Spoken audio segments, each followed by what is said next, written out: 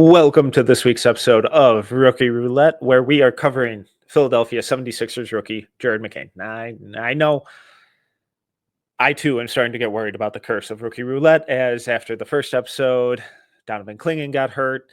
Shortly after the second episode with Tristan da Silva, Franz Wagner got hurt. And then I know this is coming out after McCain's injury was announced, but the wheel was spun before it happened. So we're keeping an eye on it. I apologize, but regardless, McCain, I thought was still more than worthy of discussing this week because when he was healthy, he was so freaking good and had such an incredible season.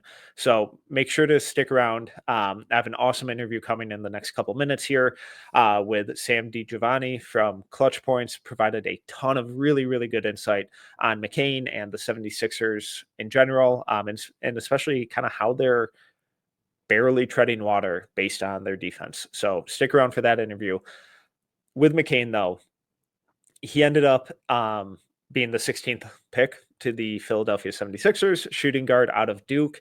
And he was always one of these guys who was pegged as just a shooter and not a good enough athlete, not big enough to play the two, not skilled enough to play the one, below the rim finisher. And I thought all of that got way overblown. And one of the reasons that he ended up on 8 on my board and 11 on the official No Ceilings composite board was because I thought there was so much more to his offense, where we saw the insanely efficient at rim finishing, his ability to play off 2 feet, play with strength and craft and creativity and balance, get downhill, get to his spots is all really impressive. But he was always used as mainly just an off ball shooter at Duke because he was by leaps and bounds the best shooter on that team. They had other guys who could handle and pass, but they had no one else who could shoot like him. So he just kind of inevitably fell into that role and thrived in it, but didn't get to show what we're seeing now with Philly. So with Philly, the shot's still there. Turns out he's an awesome shooter. Also, he's scoring, or he was scoring 1.179 points per shot, which ranked in the 75th percentile. In concerningly a little bit is the at rim stuff. In college at Duke, he shot 61.4% at the rim in the half court, which is an insane percentage for a guy his size who is a below the rim finisher.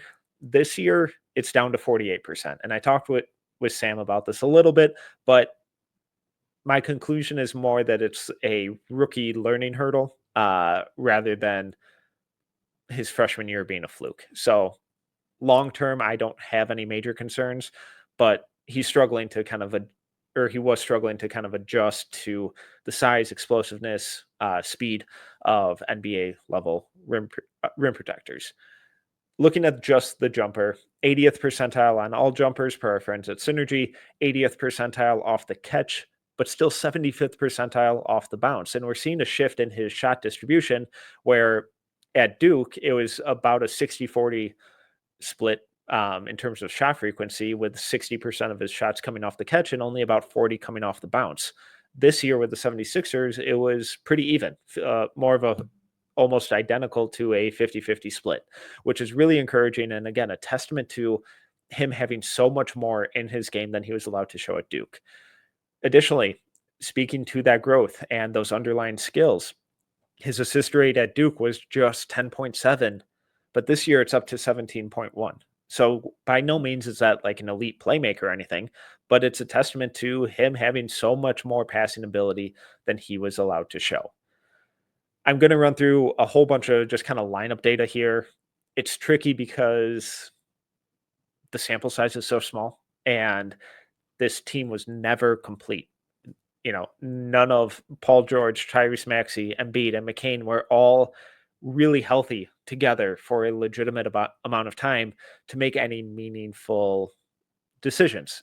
And they're the only team in the NBA, as of recording this, per Cleaning the Glass, who don't have a single lineup that's played 100 possessions together. That's insane. Their most frequently used lineup is at just 92 possessions. That's tough. And it's a real, it speaks to how many injury issues they've had to kind of deal with. But with McCain specifically, their net rating is plus 3 points higher when he's on the court than when he's off. And when he's on the court, their net rating still minus 3.3. So when he's off, that drops to a minus 6.3. In the 250 possessions where he's played point guard, they have a net rating of minus 2.3. Weirdly enough, when Embiid is off the court, the 178 possessions that he's been off the court, then their net rating is 2.4 with McCain at point guard. And when McCain's at point guard and Embiid is on the court in those 72 possessions, they have a negative 14.1 net rating. Does it mean anything? Probably not. Probably just, again, speaks to the turnover and roster issues that this team has been having and the lack of chemistry. When we look at his time with Maxey on the court and the 490 possessions they've played together, they have a negative 2.2 net rating. But when Maxey leaves the court in those 660 possessions, they have a negative 4.2 net rating. So again, just kind of trying to provide some sort of context on how these guys are fitting together. But it's also, they haven't had enough time to really gel and figure out each other's game. McCain looks like he's going to be a really legitimate piece going forward.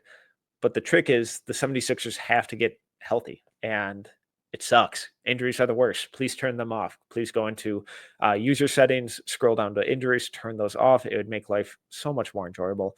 But McCain looks like the real deal. And the fact that he was kind of the most consistent and reliable piece as an undersized rookie guard is a real testament to his mental makeup and his skills. So stick around for my interview with Sam DiGiovanni from Clutch Points. Sam is awesome, does great work. Make sure to go follow him as well. Before we jump to that, though, let's bring up the wheel, figure out who we're talking about next week. All right, here we go. Spinning the wheel. And we have, oh boy, this could be fun. All right. This team has been really interesting. Rookie out of Tennessee. It should be a good one. It may be a week with the holiday schedules and stuff. We might have to take a week off from posting, but we'll see. We'll try and make it happen. If not, keep an eye out for it the following week. Let's jump over to my interview with Sam.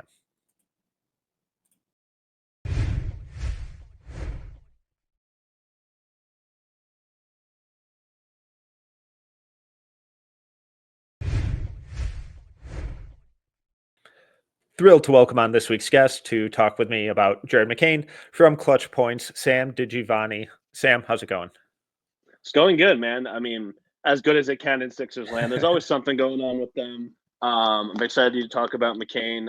He had a obviously really great season before suffering this unfortunate injury. And although he's still out indefinitely, that was the last update. There's a lot of hope for his future, and rightfully so. He was really balling out. Yeah, so since it's timely, let's talk about the injury just real quick. Have you heard any kind of insights other than out indefinitely? Because the meniscus, there are kind of a couple different ways that they can go about it. A quicker recovery tends to have some more long-lasting issues, but if they go for the kind of full repair, it's the long-term effects are a little better, but he's out. That's gonna mean he's out for longer. So have you kind of gotten any inclination on what direction they're leaning towards with him? So the last update from the team came earlier this week. Just said that underwent successful surgery. Will be out indefinitely. They'll provide updates whenever appropriate.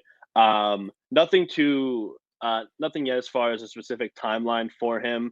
Nick Nurse has talked about in practice a little bit, like how unfortunate it is that Jared's still kind of going through the process of just kind of accepting it all, honestly, like the super unfortunate injury that would be unfortunate for any player, but especially one who has risen from like kind of uncertain in his role rookie to one of the most important players on the team in this like really hectic Sixers season. So unfortunately, there's such like the range that you mentioned it could be for his time out. We unfortunately don't know that yet, but it is possible that it's season ending. I'll obviously keep my eyes peeled about updates for that. I mean, I think it's safe to say for the time being they should expect to play as long as they can without him, and that's going to be tough because he really emerged honestly pretty quickly as like one of the team's best and most important players.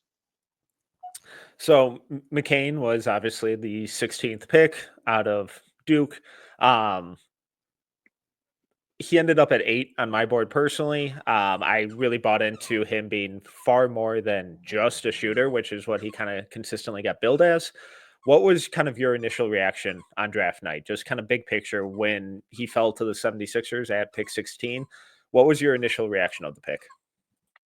So I thought it was pretty good. There was a lot of chatter, if I remember correctly, about like potential trades and whatnot, because the Sixers are always trying to they really want to be a win now team. They want to make the most of the last few years that Joel Embiid has to be a top player. They want to take advantage of Tyrese Maxey rising into stardom, and obviously we didn't know it at the time, but now they have Paul George. They have this big three, so it was kind of unclear if they would hold and make that pick. There were some guys left on the board that I was really looking for, and McCain was someone I don't know if I ever wrote about him Sixers specifically, but I kind of viewed him as like a pretty solid option. I think the two players who were still available that I really would have wanted them to get were Tristan Da Silva and Isaiah Collier. Looking at Collier's rim pressure and just his production, that kind of went underlooked a little bit. Like really made me high on him, and then Tristan Da Silva as a guy that you can potentially have as like a your last starter. He's pretty old, but he's also very well rounded and stuff. So those were the two guys that at pick 16 I thought would have been the best use of that pick. It turns out obviously it was McCain with how great he's been. And at the time I was still like, okay, this is a good pick. There were obviously the instant questions about, well, how do he and Tyrese Maxey fit together? Can one of them be a lead guard? What do you do defensively? But clearly, what Daryl Morey explained that night and what we've seen so far is that, hey, they're both so dynamic on offense that the fit is great anyway. And, I remember one of the things looking at McCain is like he can do little things. He had flashes at Duke of doing more than just shooting, which, that was obviously his main selling point, Mhm. but some, creation stuff, some ball handling ability to not blow by defenders, but use his strength, use his creativity to get into the paint to make kind of the right passes. And it led to questions about like what can he really do on the ball? Is it something he really needs to work on? Is it just how he was being used at Duke? And so obviously it turns out he can do a lot more on the ball, and that pick right now looks fantastic. I think I wrote in my draft grades. I think I gave it an A because even if the fit is unclear, it's just worth betting on a talent and a hard worker like that. I remember, I think it was the draft guys at ESPN had insight about something that John Shire told them, and it was something along the lines of McCain is the hardest worker, the most diligent worker that he's ever seen in his time in the Duke program. And for someone who played 4 years and has been on the coaching staff as an assistant or head coach for over a decade, like that's obviously huge. So I liked it a good bit at the time, but obviously now I think everyone around here loves it. It was obviously a fantastic pick, and everyone very quickly has gravitated towards Jared. Yeah, and the work ethic stuff really popped in person too when I saw him at Hoop Summit. It's like, oh, this dude, there's a sense of maturity that's really different than his peers, and he's understanding the situation and who a lot of the people who are watching him right now, who they are. And it all felt just like really genuine too. And I'm really glad that Tristan Da Silva was on your list for the 76ers because it seemed like last year every single mock draft we did, if he was still there when the 76ers came up, he'd be like, man, this makes a lot of sense. God, this fit is really nice. So Yeah. I'm glad we weren't alone or crazy in that. Oh yeah, for sure. And I mean, he's doing pretty well with the Magic, I think, right? As like a playoff ready guy, like or ready to come in and play for a playoff team. He obviously looks very solid there. Even if McCain's ceiling is a little higher because of his youth, but yeah, Tristan Da Silva, I'm glad to see that he's working out for another pretty good team. So you were high on the McCain pick right away, or at least initially, coming into the Mhm. season, and have those feelings changed at all? Either gotten even better or worse as the seasons progressed? So I would say they took a dip probably around summer league. It was clear that he like knew what to do, and he wasn't shooting the ball well, but that wasn't a huge concern. I think everyone knew like, okay, he's not shooting well now, but it's not like he totally forgot how to shoot. Although plenty of other Sixers in the past have had those issues come up where they just don't shoot well in the Sixers. As Sixers fans, I'm sure in the back of their mind we're like, oh great, here we go again. As the season's gone on, I've only been more and more impressed. I think everyone has really just showing like how around the dysfunction that they've had of Joel not being ready for the season because of his knee issue and then getting suspended, Paul George starting the season injured, like pretty much every rotation player at some point getting injured and missing a few games on top of that, and that leading to just a losing situation where they're very far under 500. It's going to take a lot of time for them to, get back into it. Like he's still been not just like pretty decent. Like he has been awesome. I write about this sometimes too, and you can carve up a lot of stats to be like first rookie with 30 points, 5 assists, whatever, a certain amount of field goal percentage. So some of those stats, and I will admit I do this a lot myself, can sometimes be oddly specific. But there was a stretch where if you sliced it up over a few games, it was like Larry Bird, Steph Curry, Trey. Like it was a collection of guys who went on to be great, great players. And he maintained this stretch of play for like a week or so, like maybe even longer than a week, like 7 or so games without a consistent veteran presence to lean on. He's been leading the offense, with the ball, off the ball. He's been fantastic. He's clearly like wise beyond his years in how to maximize his strengths and how he can get himself open, how he can keep the offense moving, especially in an offense where I wouldn't say the sets are super, super intricate. It's a lot of, depending on stars to draw two and then getting the ball moving. But he just came in with such a great infusion of shooting and IQ that he really kept the team moving. And he's, certainly got a lot of work to do on defense, but he competes super hard. He's not afraid to dive for a loose ball, a rebound, and obviously, Philly fans love gritty players like that. So to see someone who has this kind of glitz and glamour game to him with his shooting and his ball handling and his ability to kind of set the offense on top of being a competitor, he's been not only a very quickly becoming a fan favorite, but I would say it's firmly in the Sixers like core four right now. Like you wouldn't say star necessarily, but it's obviously the 3 stars they have, and then him. Like that is the foundation of this team going forward. And it happened before New Year's, and he's not. We'll see how much time he has left this season because of his injury, but he has already made himself clear like he is a building block for this team. It's just been extremely impressive to see, and I thought I was on him relatively, but he has just exceeded mine, and I think everybody's expectations. Sign obviously Embiid's injury issues have been well documented, and Paul George has kind of been in and out, and Tyrese Maxey's been hurt. And up until he got hurt, McCain was weirdly the most kind of consistent and reliable piece on this team. Mm-hmm. What were the kind of vibes and feelings and just emotions around the team and the fan base with a quote unquote small guard, below the rim finishing guard being that most kind of consistent piece on a team that kind of had title expectations or at least aspirations? Yeah, for sure. I think it obviously took a lot of people by surprise, and it showed like this is not just some rookie who can come in and like do things if everything is right. Like the fact that he has been able to kind of thrive through such a rough stretch of the season without the stars that you would expect any rookie, but especially a non-lottery rookie, even just outside whatever, to like depend on. Like the fact that he came in and it wasn't just like he had a hot game or so. He was consistently scoring really efficiently, getting the offense moving with his own movement off the ball and him just keeping the ball moving, making the right passes and stuff. I think really a lot of people obviously gravitated towards him because he had a pretty good season in college, because he's a very like upbeat and happy guy. Like a lot of people really wanted to see him succeed, and he's already succeeded like well beyond what anyone expected. And so obviously McCain playing so well didn't stop the Sixers from losing, but also like that would have taken like an act of God. Like no one expected him to do that with all the crazy stuff that's been happening over this season. This season that has even surprised like seasoned fans and like seasoned observers of the Sixers team. They still find ways to be brutally unlucky and just surprise people with all the crazy injury stuff and side stories and whatever. On top of the losing that's actually been pretty rare in the Joel Embiid era. Like I don't know the last time they've been this far under 500. I think it was probably Embiid's first healthy rookie year where he only played a little bit. But yeah, McCain has been just such a refreshing like breath of fresh air, that a real reason to watch while the team was going through all those injuries and stuff, and Yeah. the stars were in and out of the lineup. On top of just showing like he can be consistently a very good player, and certainly already like understands what he can do at the NBA level. Like he was just a reason for fans to just keep tuning in. So coming out of Duke and even kind of going into Duke, McCain just was by so many kind of evaluators was just constantly pitched as, "Ah, he's just a shooter. He's just this off-ball guard, and he's not big enough to really play two at the NBA." But throughout high school, even at Duke in some spurts here and there, we got so many flashes of, oh man, he's a really smart passer and he can really get to the rim, really get to his spots in the mid range, plays off 2 feet, is really, really strong, especially for his size.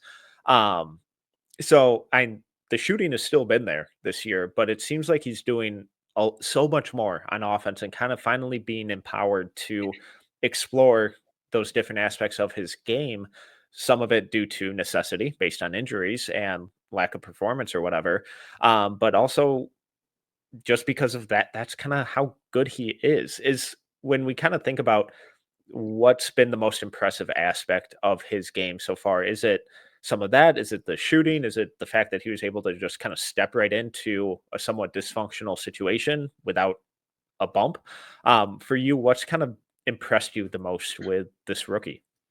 So I would say like him coming in and being more than just a spot up shooter, a guy who, has legitimate gravity and knows how to use it on and off the ball has been really impressive to see. I want to give a quick shout out to my guy Dan Olinger, who writes for the Rights Ricky Sanchez. One of the things that he said about McCain after the pick was kind of weighing what he can do on and off the ball based on what he saw at Duke.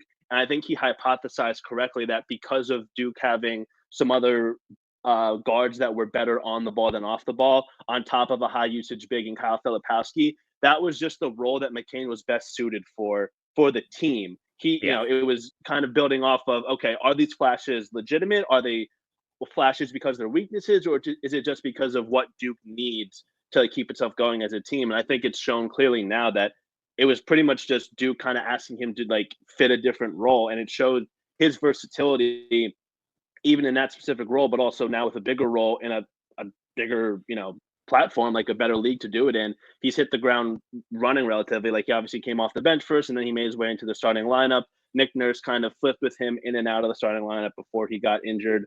But the fact that he is able to, break down his defender, able to understand driving angles, he has, some of the guard tricks that we have seen from Max these past 2 seasons of, going off, same foot, same hand with the layup, changing up your timing to throw bigs off when you're getting in.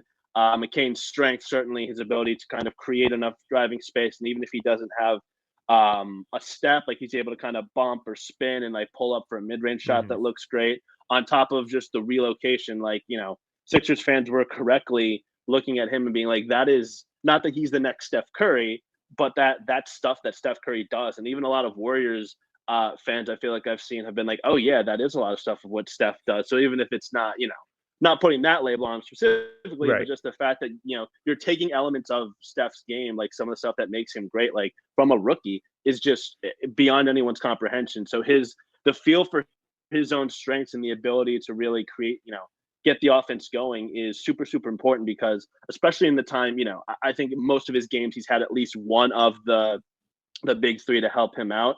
But it's still impressive because if it wasn't him, it would have fallen to one of the older guards the Sixers have, like Reggie Jackson or Kyle Lowry, or someone on the wing who isn't really equipped to like kind of be a lead ball handler. But McCain showing that he is and that he's able to create efficient offense in again so many different lineups. Still learning the NBA game. It's not even New Year's yet, and he still had to have these big games where he's been the lead engine on offense.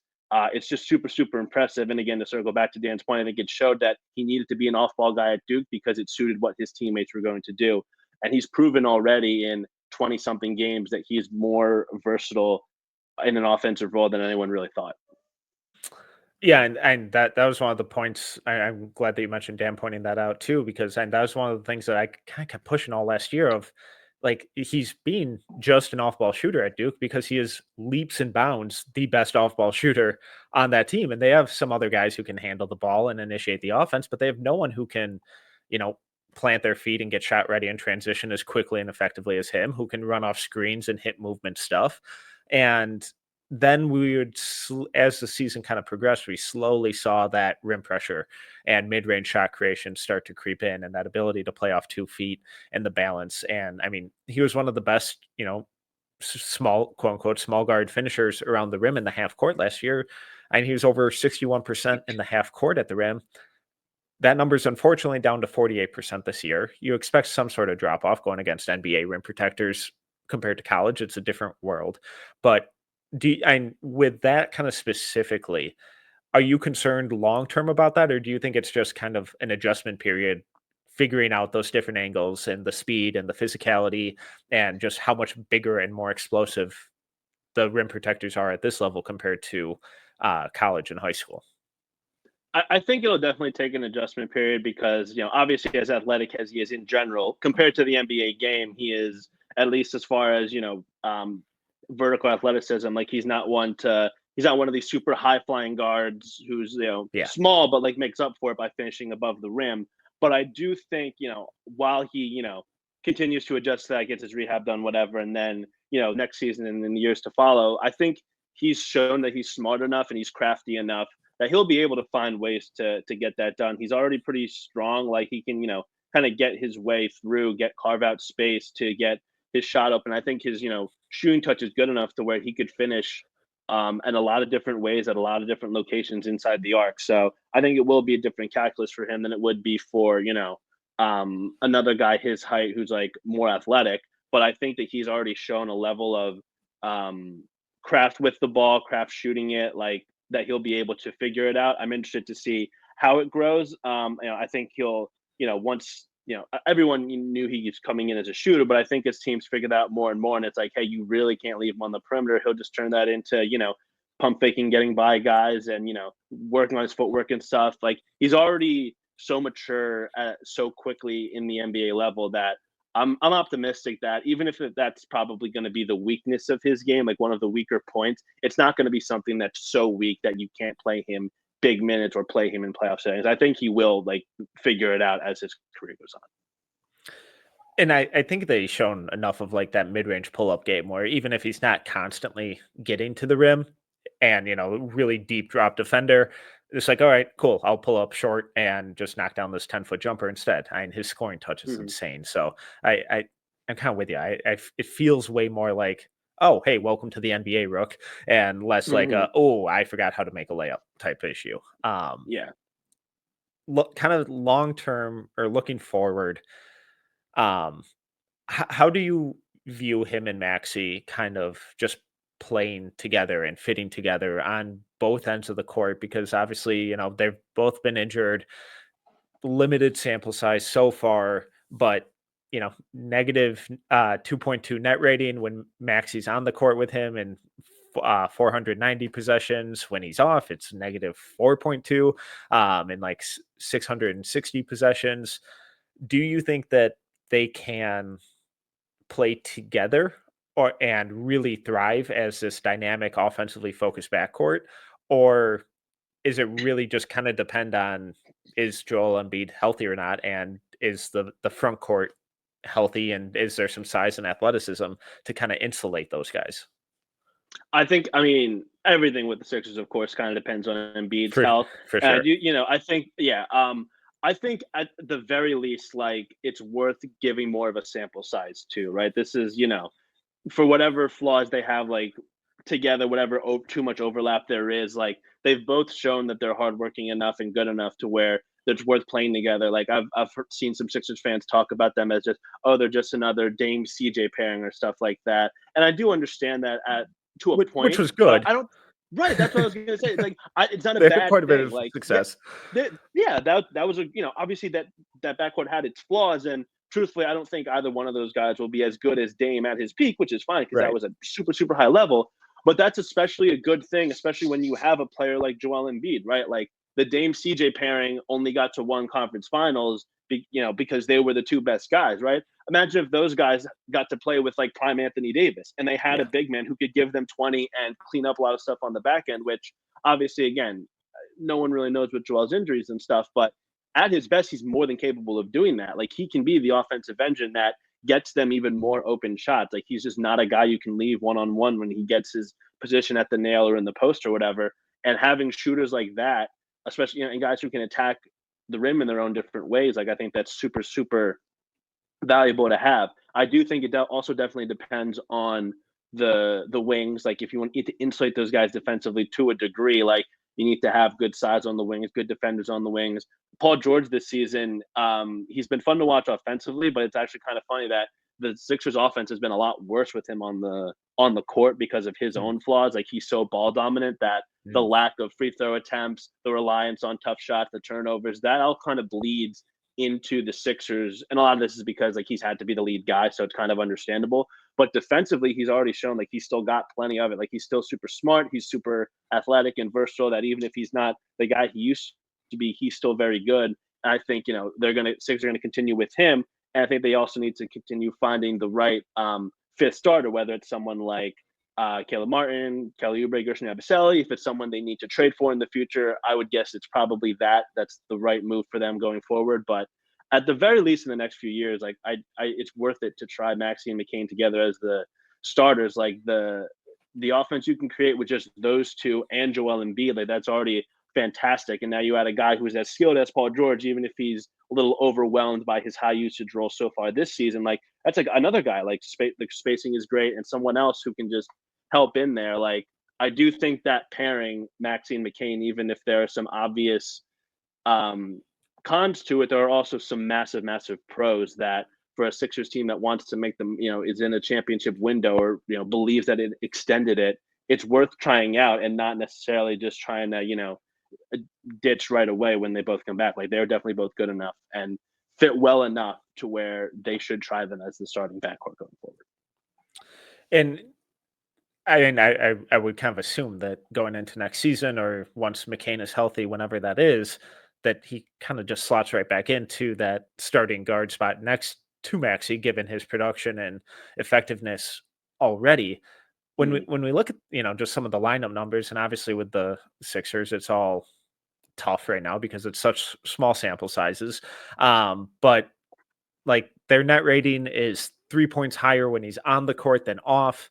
When he's on, it's still a negative 3.3, but they've been struggling. So it's to be expected with a team with an 8-16 record. Mm. But in the like 250 possessions that he's played point guard, the net rating's minus 2.3. And those are all with Maxi off the court. And obviously, it's mentioned earlier when Maxi's on the court with him, it's a minus 2.2. What kind of position do you think that it's going to kind of come down to? All right, you're the point guard, you're the shooting guard, you're the initiator, or is it the hope kind of, hey, let's just kind of keep playing together, build that chemistry, bulk up this sample size, play through whatever kind of learning curve there is, and just have two really dynamic, versatile, scoring, creative guards in the backcourt at the same time, and not really worry about who the quote unquote official point guard is. Yeah, I think most of it's going to come with just reps together and getting familiarity. And I do think, maybe if they both are on these trajectories and their defensive limitations are too much, like I can see it reaching an inflection point in a few years of where the Sixers have to choose one. But at least for Yeah. the time being, I think they're their best bet unless they somehow swing a trade for a star guard, which I don't think is going to happen soon. Like I do think between them, like who should be the point guard, will probably be a conversation at some point. Like they'll have to play together without Joel, like together in other different contexts. But I think the Sixers will be at their best when it's Joel being the initiator, even if he's not. He brings the ball up like a few times, but not enough to the point where you would say like he is the point guard. But between the two of them, like I think they both obviously have their skills on the ball, but they're just so dangerous like off the ball. I guess most players are at their best attacking a closeout, but those guys especially are going to command such hard closeouts that they're either getting a shot or they're going to be able to use for Maxi his speed, for Jared his strength and his craftiness to just keep defenses moving. I think that the Sixers' best offense will start when it starts with Embiid, kind of getting it into him and him getting it out to wherever it needs to be, or him starting at the top and setting, inverse pick and rolls and whatever it is. Like there's a lot of things you can do with guards that good and a big that good. I do think maybe there will be some discussion of like whether it's with Joel or not, like who does need to be the lead ball handler and the lead playmaker. I think they're both pretty selfless, and that shouldn't be a difficult conversation. I think for whichever way it is, like whoever is on the ball more will have a lot Mhm. of players off the ball who can really help that out. I think a lot of that will probably come with time, having more time throughout the rest of the season, into the offseason, into next, to where they get that feel together and the numbers start looking better, even beyond just Joel Embiid hopefully getting back on track soon. It's just them getting familiar will be helpful. Yeah, and that's kind of the elephant in the room too, where so many of their minutes together came without Embiid, and it's Mhm. like, all right, well, he's one of the most dominant offensive forces in the league when he's healthy. So when he's healthy and on the court, offense is probably going to predominantly run through him, anyways. So Mhm. there we go, problem solved. Um, Yeah.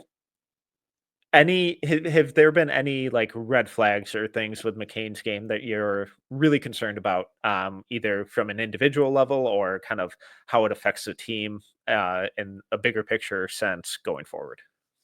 I do think as much as his effort on defense is always there, it's something that gaining familiarity of where to be, how to help out on guys who you have to be quicker to because they're more athletic, they're better shooters than in college. Like that's something that I think will come with time. Just again, he has such a great foundation to work with already super skilled, already ridiculously hardworking. No, there are no big red flags. There's just a lot of stuff to clean up, a lot of stuff Mhm. that will come with more time in the NBA. And I don't have any firm predictions on if he'll reach like an all-star level, but there are so many good indicators right now to suggest like it wouldn't be crazy if he does. So a lot of that stuff, and obviously, him, growing into his body more, getting more athletic as time comes, more time to train with a professional team. I don't expect it to like make him like this crazy above the rim finisher or whatever. Like he's still going to be relatively what he is now, just a better version. And I think ultimately it'll come with just more NBA experience, him getting more of a familiarity with the speed that once he does that, and unfortunately, again, the injury, we don't know how much more time he's going to get of that this season, but whether it's none or he just picks up again in summer league or he does get, he's able to come back. We'll see when the next update comes out, what that is when it comes out. But like, there's just a lot of great things going in McCain's favor. This injury, again, injuries always really stink, but this one in particular of him showing so much promise already, it's just tough to like see that already. Any red flags, like I haven't seen them already. I've been super impressed, and I think with more time, he's only going to get better and better. Love it. All right, so to wrap up with McCain specifically, it's a little tricky because of the injury. And maybe your answer to this is, hey, just get healthy. But I guess for the rest of this season, and then let's say off season and into next season, what are your kind of expectations and hopes with him going forward? I think for the rest of the season, he'll just be someone who's around the team as often as he can, is just working hard in whatever phase of rehab he's in. There's actually a great story today in the Philadelphia Inquirer by Alex Coffey, who wrote about McCain and Kyle Lowry's connection and how Lowry has been a really great veteran for him, providing such great advice. And I think it seemed like McCain was very receptive to it, and he's already someone who's always got a very upbeat attitude and someone who's always willing to put the work in. So I think that bodes well for him in his rehab, however long it's going to take him. Expectation wise, I think again the All Star question is very interesting one to think about. I think there is a chance that he gets to that level. I think it really just depends on like how the Sixers see whatever they can get out of this season, and then just kind of going into next season. You know, what tweaks they need to make around this big three, considering it now a big four with McCain. I think there are a good amount of questions because Joel Embiid's been the guy there for such a long time. Tyrese Maxey is the guy who took those steps to becoming what he is today, and Paul George was the star that chose to come here. So I think there's a lot of discussion to have, like those are the guys that not necessarily you need to cater to, but you have the idea of this is your core. And I think McCain will prove, if he hasn't already, if the Sixers are like need to see a bigger sample size, I think he will definitely continue to prove that going forward. And I think it would be, I know a lot of Sixers fans would be very upset if they dangle him as the trade bait to get another veteran star, maybe someone on the wings to fit better. I know a lot of Sixers fans would be unhappy about that, and I get it. It's really interesting to see, where he goes from here. I think with how hard he works, how good he is already, that the sky's the limit for him. And the Sixers, it's maybe necessarily a good problem to have of, oh no, we have too many really good guards who are great scorers who work their tails off. Like that's a great problem to have. And I think he's proving that. Would really obviously want to see him hooping again this regular season. We'll see again what that injury does and what his recovery timeline looks like. But if this is all we get from McCain this season, it has been fantastic. I think he was well on his way to winning Rookie of the Year. And I think, unfortunately, for as good as he was, only playing a quarter of the season, voters are not. I mean, he's going to be ineligible for whatever reason. But it was a great rookie season, and I hope that he gets to continue it. To wrap up, I just kind of want to talk about the team in general, and mainly whatever kind of sparks your interest or you find worth or interesting or noteworthy, or exciting. And if you want to go on a diatribe about Joel Embiid, awesome. If you want to dive into the nuances of Gershon Yabusele's game, fantastic. But this isn't a team that's really underachieving, mostly due to injuries, but 8-16 record at time of recording. They're in 12th place, 1.5 games back of the play-in spot, 5 games back from the 6th seed, 28th in offensive rating, 12th, shockingly, in defensive rating. But per cleaning the glass, they're the only team in the league that doesn't have a single lineup with over 100 possessions played together. Their most popular is at 92, with a net rating of minus 19.3, and that's Maxey, Lowry, Martin, Oubre, and Drummond.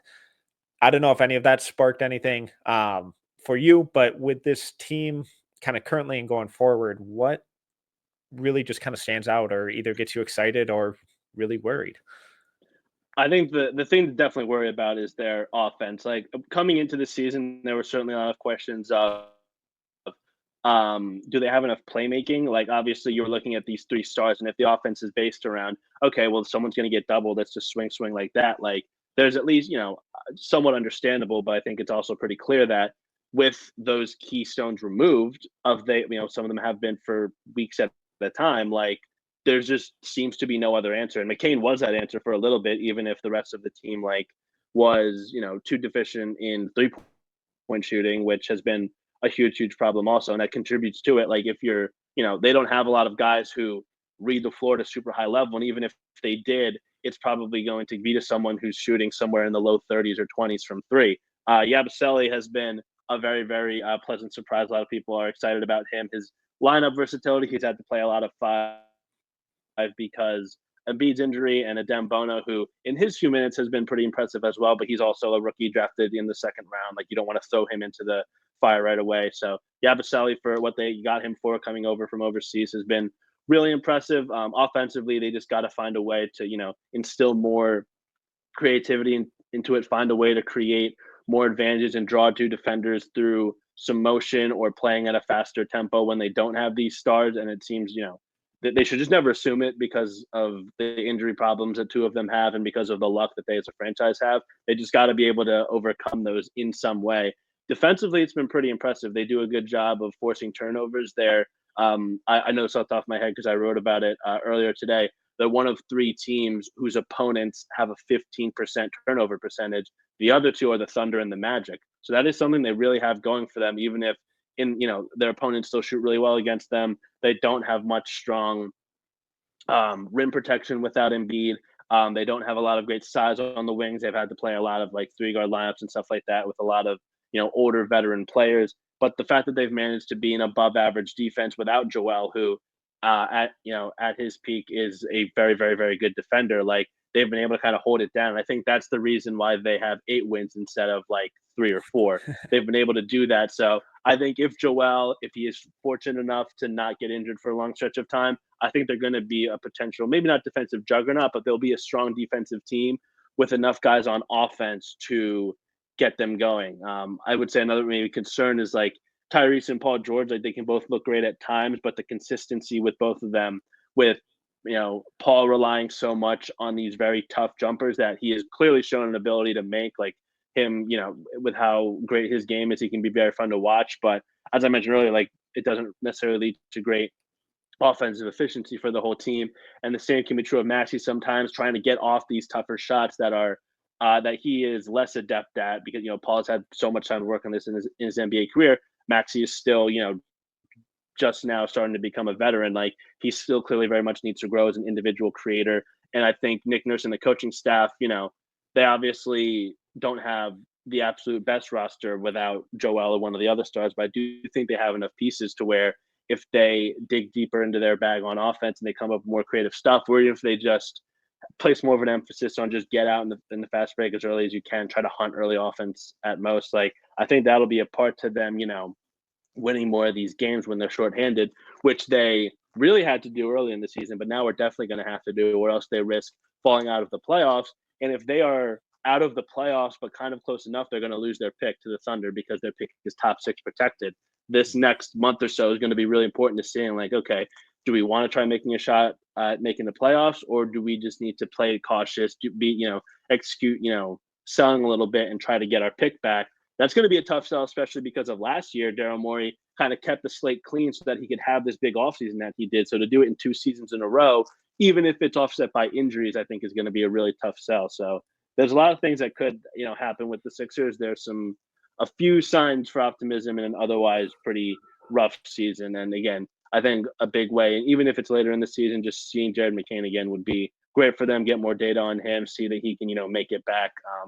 A lot of different ways the Sixers season can go. There's some good, but a lot more bad, unfortunately.